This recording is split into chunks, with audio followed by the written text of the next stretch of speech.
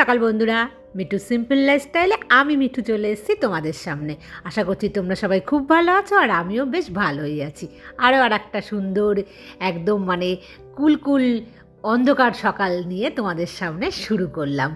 বন্ধুরা, এখনও কিন্তু সকাল 5টার সময়, ভোর 5টাই বলা যায় একে, কারণ যেহেতু বাইরে অন্ধকার রয়েছে আমি তাই ভোরবেলাই বলছি।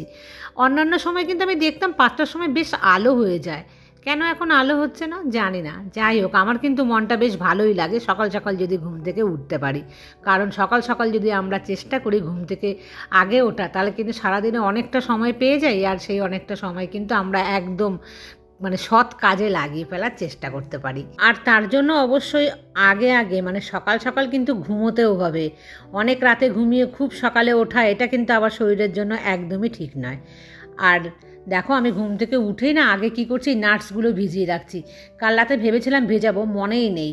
আর একটু তো নাটস খাওয়া কিন্তু প্রয়োজন আছে। সকালবেলা ডক্টররা বলছেন যে যদি আমরা সকালটা প্রোটিন দিয়ে শুরু করি আর প্রোটিন দিয়ে যদি শেষ করি, তাহলে নাকি আমাদের স্বাস্থ্য অনেক ভালোই থাকবে। আর বন্ধুরা, তারপর দেখো আমি চলে এসে দূরে জল দিতে। বাইরে বেশ কিন্তু অন্ধকারই না দেখতে এখনও অবধি, এখন হয়তো 5:30টার কাছাকাছি বাজতে চললো, তবে পুরো 5:30 এখনও বাজেনি। কালকে আমাকে একজনে কমেন্টস করেছো, সে নাকি ভোরও নয়, মাঝরাত বলা যায়, 3-4টের সময় নাকি তার ঘুম ভেঙে যায়। এটা কিন্তু একদম ঠিক নয় বন্ধুরা, কারণ এতে কিন্তু তোমার শরীর খারাপ করবে এবং আস্তে আস্তে কিন্তু ভেতরের যে অর্গানগুলো আছে খারাপ হবে। যদি রেগুলার বেসিক তুমি এটা করো, তুমি চেষ্টা করবে তাড়াতাড়ি ঘুমিয়ে পড়ে তারপরে সকাল সকাল ওঠার।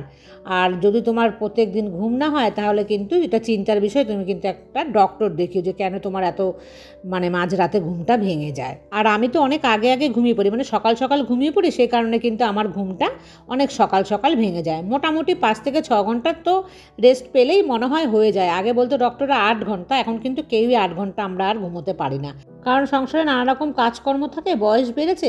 আবার স্টুডেন্টরাও দেখবে তাদের কিন্তু পড়াশোনার চাপের জন্য ঘুমোতে পারে না। আর এখন তো সব মোবাইল ঘাটার জন্যই কিন্তু বিশেষ করে আরও বেশি ঘুমোতে পারে না। রাত জেগে জেগে কিন্তু মোবাইল ঘাটে প্রায় 99% লোক। তো এটা একটা বড় সমস্যা ঘুমের। কিন্তু কালকের ভিডিওতে একজনে বলেছে যে তোমার ভিডিও আমার খুব ভালো লাগে, তুমি আমার নামটা নিও। তো হ্যাঁ, আমি অবশ্যই তোমার নামটা নেব। তোমার নাম হচ্ছে ভাগ্যশ্রী দাস। তো ভাগ্যশ্রী, তুমি কোথায় থাকো আমি জানি না, তুমি আর যদি সম্ভব হয় তুমি আমাকে কমেন্টস করে জানিও। আমার সঙ্গে কিন্তু রেগুলার কমেন্টস করে তুমি কথা বলতে পারো, কারণ কমেন্টস বললে আমার ভীষণ ভালো লাগে। আর তুমিও ভীষণ ভালো থেকো আর মিষ্টি মিষ্টি কমেন্টস করো আমাকে। প্রত্যেক দিনে যা কাজ থাকে বাসি অল্প বিস্তর যা করি আর কি, সবটাই কিন্তু তোমাদের সঙ্গে মোটামুটি আমি শেয়ার করার চেষ্টা করি। তো একই রকম কাজ কিন্তু রেগুলার আমি করি না, হয়তো ওপরটা কোনো দিন করি, কোনো দিন নিচটা করি। তবে যাই করি না কেন, তারপরেই কিন্তু আমার এই ঠাকুরের কাজটা থাকেই থাকে বন্ধুরা। আর তোমাদেরকে আমি আগে বলেছি যে আমরা যদি ভগবানকে ঘুম পাড়িয়ে রাখি, তাহলে কিন্তু ভগবানও আমাদেরকে ঘুম পাড়িয়ে রাখে। সে কারণে এই কাজটা কিন্তু সবার আগে করার চেষ্টা আমি যেরকম করি তোমরাও কিন্তু প্রত্যেকেই করো।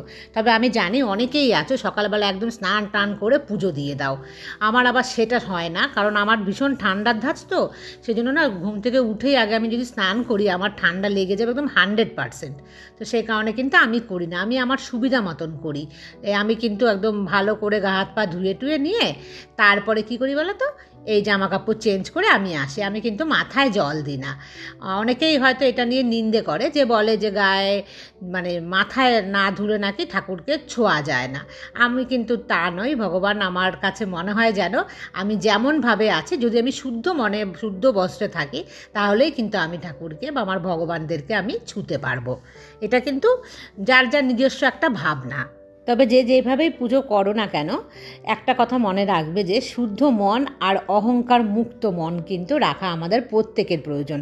আমরা যদি দিনরাত ঠাকুরের সেবা করি আর তারপরে মনের মধ্যে অহংকার বা মনের মধ্যে ভীষণ নেগেটিভ জিনিসগুলোকে ধরে রাখি, তাহলে কিন্তু দেখবে যে কখনো কিন্তু যে ভালো জিনিসটা হয় না। কারণ আমরা ফাঁকি সবাইকে দিতে পারি, কিন্তু ভগবান তাদেরকে কিন্তু আমরা ফাঁকি দিতে পারি না, কারণ সে কিন্তু স্বয়ং ওপর থেকে দেখেন আমাদেরকে যে আমরা কি অহংকার করছি, না খারাপ বলছি, না ভালো বলছি। কারণ তার বিচার করার কিন্তু ওপরের মালিক সে। তুমি হিন্দু বলো, মুসলিম বলো, যারাই বলো না কেন, ওপরওয়ালা কিন্তু আমাদের সমস্ত কিছু দেখতে পায়। তাই শুদ্ধ মনে শুদ্ধভাবে নেগেটিভ কে দূরে রেখে তুমি করো কাজ, যে কোনো কাজ, দেখবে তোমার হয় দেরি হবে কিন্তু সেটাতে তোমার ভালো হবেই হবে। আর আমি তো সবসময় মনে করি অহংকার হচ্ছে সমস্ত কিছুর পতন। যতই ভগবানকে তুমি ডাকো না কেন, অহংকার যদি আমাদের মনে থাকে, ভগবান কিন্তু সমস্ত কিছুই দেখতে পান। আর দেখো বন্ধুরা, আমি আমার সোনাদের জন্য কি কিউট কিউট, খুব দামি কিচ্ছু নয়, একদম সস্তায়, দেখো এই পাউডারটা যে ওয়াইল্ডস্টোনের, এটা কিন্তু মাত্র 10 টাকা নিয়েছিল। আর এই পাপটা, এটাও মনে হয় 10 টাকা নিয়েছিল। আমি মেলা থেকে কিনেছি, তোমাদের বলেছিলাম। সেই সমস্ত জিনিসগুলো না নিজের মন থেকে একটা শান্তি আনে। যখন আমি আমার ভগবানদেরকে আমার সন্তানের মতন করে আমি যত্ন নিই, এটা না অনেক বড় পাওয়া লাগে। আর দেখবে মন প্রাণ ভরে যায়। আর এই যে ছোট্ট কিউট একটা পারফিউম দিচ্ছি, এটার যে গন্ধটা আমার এত পছন্দর, তো আমি আমার গোপুসোনা রাধা মাধবদের যখন দিই, আমার মন প্রাণ না ভরে যায়। আর এই দেখো কিউট একটা হচ্ছে আয়না, সমস্ত কিছুই কিন্তু কি বলো তো, মনটাকে শান্তি আনে। তো মন থেকে যেটা শান্তি আনে, তোমরা না সেটাই করো। আর ভগবানকে খুব ভালো, মানে একদম মন থেকে ভালোবেসে না খুব ভালো রাখার চেষ্টা করো। দেখো ভগবান তোমাদের প্রত্যেকের মঙ্গল করবে। আজ হয়েছে রামনবমী, তো আজকে আমি ভেবেছিলাম ঠাকুরকে একটু ফল টল দিয়ে পুজো দেবো, কিন্তু সেটা তো আর আমি করতেই পারলাম না। সে ফল হতে হলে না আবার আমাকে যেতে হতো বাজারে। আর আমার না বাজার যেতে আর ইচ্ছে করছে না একটুখানি ফলের জন্য। আর হচ্ছে কাউকে দিয়ে আনাবো, সেটাও কিন্তু আমার কেউ নেই। আর খারাপ লাগে কাউকে বলতেও যে আমার কাজের জন্য কে যাবে। যাই হোক, কলা ছিল, সেই কলা দিয়ে কোনো রকমের ঠাকুরকে কাজু কিশমিশ মিশ্রি দিয়েই কিন্তু আমি দিয়ে দিলাম। আর স্নান জল এই ফুল গাছের গোড়াতেই কিন্তু সবসময় আমি দিয়ে দিই। সকালবেলার পুজোটা আমার কমপ্লিট হয়ে গেল বন্ধুরা। তারপর দেখো আমি এঁচোড় কেটে নিয়েছিলাম। আর যেহেতু রামনবমী, ভেবেছি আজকে নিরামিষ খাবো। তো এঁচোড়টাকে না আমি এরকম একটুখানি বয়েল, মানে এই ধরো একটা সিটি মতন কিন্তু আমি দিয়ে নিই, তাতে কি হয় বেশ ভালো হয়। আর যদি আমি না সিটি দিয়ে কষিয়ে কষিয়ে করি, তাহলে কিন্তু অনেকটা তেল লাগে। আর অতিরিক্ত তেল মশলা খাওয়া কিন্তু একদমই মানে ঠিক নয় শরীরের জন্য। আর বন্ধুরা বেশ কিন্তু 2-3 ঘন্টা ভিজে গেছে, তো হয়ে গেছে একদম কিন্তু আমার রেডি, মানে খাওয়ার জন্য। আগের দিন রাতে ভিজিয়ে রাখলেও ভালো, কিন্তু 2-3 ঘন্টা ভিজিয়ে রাখলেও একদম এনাফ, মানে হয়ে যায় ঠিকঠাক কিন্তু ভেজানো। তারপর দেখো এইভাবে পরিষ্কার জলে দিয়ে কিন্তু আমি 2-3 বার করে ধুয়ে নিই, তারপরেই কিন্তু আমি খাই। আর বন্ধুরা আজকে আমি কি খাচ্ছি ব্রেকফাস্টে তোমাদের দেখাচ্ছি। তোমাদেরকে তো বারবারই বলছি না আমার ওয়েট বেড়ে গেছে, ওয়েট বেড়ে গেছে। তো এবার কিন্তু সত্যি একটু একটু মানে আমি সচেতন হচ্ছি। আর সে কারণে কিন্তু দেখো আজকে আমি কি করেছি, অনেকগুলো ফ্রুটস কিন্তু আমি কেটে নিয়েছি, মানে সিজনাল যেগুলো হয় সেগুলো। তার সাথে একটুখানি আমি মুড়িও নিয়েছি, কারণ মুড়ি খাওয়াটাও একটুখানি দরকার। কারণ খালি পেটে যদি আমি ফলগুলো খাই, আমার কিন্তু গ্যাস হয়ে যাবে। তাই এক বাটি, মানে ছোটো বাটির মতন মুড়ি নিয়ে তার সাথে কিন্তু আমি ফলগুলো দেখো একদম ফিনিশ করে দিলাম। আর অনেকটা কষ্ট হয়েছে, কারণ অনেকগুলো ফল ছিল। আর দেখলাম যে অন্য কোনো ভারী খাবার যখন খাবো না, তাহলে কিন্তু একটু পেট ভরে খাওয়ার প্রয়োজনও আছে। আর আমার একটা কী স্বভাব বলো তো, আমি না বারবার দিনের মধ্যে খেতে পারি না। অনেককেই আমি দেখেছি যে দিনের মধ্যে তো অনেকবার অল্প অল্প করে খায়, ওটা অবশ্য ভালো একটা গুণ, কিন্তু আমার আবার তা না, আমি একবারই খাবো না, পেট ভরে খেয়ে নেব। এই দেখো বন্ধুরা সেদ্ধ করে কিন্তু রেখে দিলাম ওটা। আর এটা কি বলো তো, অড়হর ডাল এটা। তো ওই অড়হর ডালটা এনেছিল ওর বাবাকে, বলেছিলাম অল্প আনতো, অনেকটা নিয়ে এসে। তো ভেবেছি আজকে এটা দিয়ে আম দিয়ে ডাল করব। আর মটর ডাল দিয়ে আম ডাল খেতে কিন্তু বেশ ভালোই লাগে, মুগ ডাল দিয়ে একদমই ভালো লাগে না। তবে ছিল না, তো ভাবলাম যে অড়হর ডাল দিয়ে খেয়ে দেখি আজকে কেমন লাগে খেতে। আর এই যে আলু আর এঁচোড় দিয়ে আমি কিন্তু একটা এঁচোড়ের ডালনা বসিয়ে দিয়েছি। আর কি বলতো, খুব বেশি তেল মশলা কিন্তু একদমই দেওয়ার চেষ্টা করছি না। গ্রেভিটা দেখলে ঠিক ওরকম টাইপের হয়েছে। আর এই দেখো 2-3টে সিটি দিয়ে রেখে দিয়েছিলাম। আর তারপর কিন্তু আম দিয়ে ডাল। আর আম দিয়ে ডাল খেতে বন্ধুরা আমার দারুণ লাগে। তবে আজকে এই অড়হর ডাল দিয়ে আম দিয়ে আমি কোনোদিন কিন্তু খাইনি, এই প্রথমবার আমি খাবো। দেখে না মনে হচ্ছিল না, যখন বয়েল হয়ে গেল মনে হলো যেন মটর ডালের মতনই কিন্তু দেখতে। যাই হোক, খেলে বুঝতে পারবো যে এটা কি ভালো লাগলো কি লাগলো না। কারণ অনেকটাই না ঘরে আছে, ওর বাবা নিয়ে এসেছিলো, অনেকটা বলতে ধরো 500 গ্রাম মতো এনেছিল, সেখান থেকে একটুখানি নিলাম। হয়তো 100-150 গ্রাম আমি নিয়েছি কিনা ডাল। আর ডালটা খেতে না ভীষণ মানে ভালোবাসি, টক ডাল। আর বন্ধুরা এই দেখো এই মটকাটাকে না নিয়ে এসেছি বাইরে পরিষ্কার করতে। তোমরা সবাই আমাকে এর আগে বলেছো এটাকে আমি যেন বাথরুমে পরিষ্কার না করি, তারপর থেকে কিন্তু আমি আর এখন আর বাথরুমে একদমই পরিষ্কার করি না। আর এই মাটির মটকাটা কেন নিচে নিয়ে আসলাম বলো তো? নিচে থাকছি তো জলটা খাবার মানে তো স্টক করে রাখার না আমার কিছু নেই, প্লাস্টিকের জিনিস আছে তার মধ্যে আমি রাখতে চাই না। আর মাটির মটকাটার মধ্যে থাকলে কী হবে, জলটা কিন্তু বেশ ঠান্ডা থাকবে। আর আমি যেহেতু ফ্রিজের জল খাই না, তোমরা বিশ্বাস করবে না, আমি কিন্তু একদমই ফ্রিজের জল খাই না। আজকে ক বছর বলো তো, প্রায় কিন্তু 7-8 বছরের মতন হয়ে গেছে আমি কিন্তু কোনো দিনই ফ্রিজের জল খাই না, যত গরম পড়ুক না কেন। আর আমার এত বড় ফ্রিজ তোমরা দেখতে পাও, এই ফ্রিজের মধ্যে কিন্তু একটা বোতলও, এক বোতল মানে ঠান্ডা জল কিন্তু পাবে না। আমার বাড়িতে হঠাৎ করে যদি কেউ আসে না, যদি বলে যে জল দাও ঠান্ডা জল, আমি কিন্তু দিতে পারি না। আর আমার মা আমার ওপরে রাগ করে যে ফ্রিজে তুই একটুও জল রাখিস না। আসলে খাই না। আর তারপর থেকেও বেশি কী বলো তো, যখন মেয়ে মানে ফ্রিজের মধ্যে আমি জল রাখতাম না, মেয়ে কী করতো লুকিয়ে লুকিয়ে সেই জলটা খেত আর মেয়ের ঠান্ডা লেগে যেত।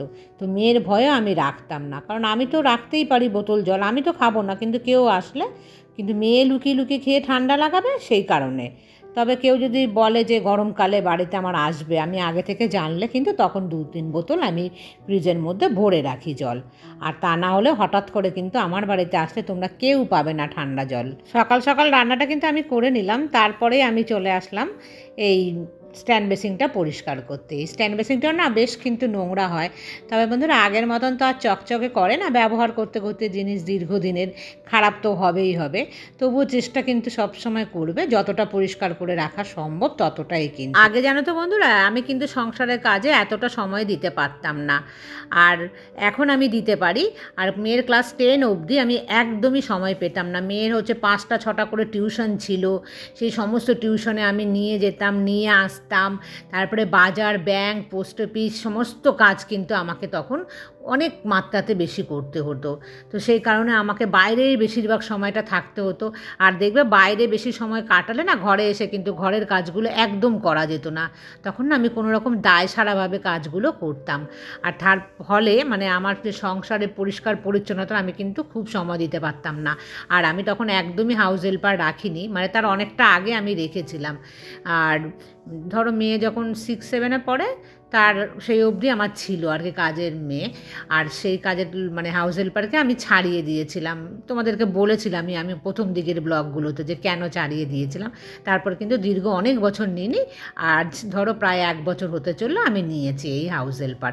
মানে ধরো আমি যবে থেকে স্টার্ট করেছি ব্লগ তার আগে থেকে মনে হয় আমি একটু নিয়েছি আমার যে হাউস হেল্পার। তবে এই হাউস হেল্পারটা আমার একদমই আগেরটার মতন ধারে কাছেও নয়। আর বন্ধুরা যারা এখন কাজ করতে অতটা সময় দিতে পারো না সংসারে, তারা কিন্তু চিন্তা করো না, একটা সময়ের পর তোমরাও কিন্তু অনেকটা সময় পেয়ে যাবে আমার মতন, তখন কিন্তু তোমরাও সংসারের সম্পূর্ণ কাজগুলো ঠিকঠাক করতে পারবে।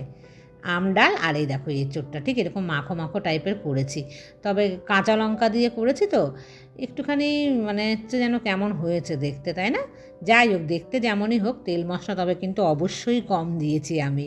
আর বন্ধুরা তোমরাও কিন্তু তেল মশলা কম দিয়েই খাবে, কারণ তেল মশলাযুক্ত খাবার কিন্তু একদমই শরীরের পক্ষে ভালো নয়।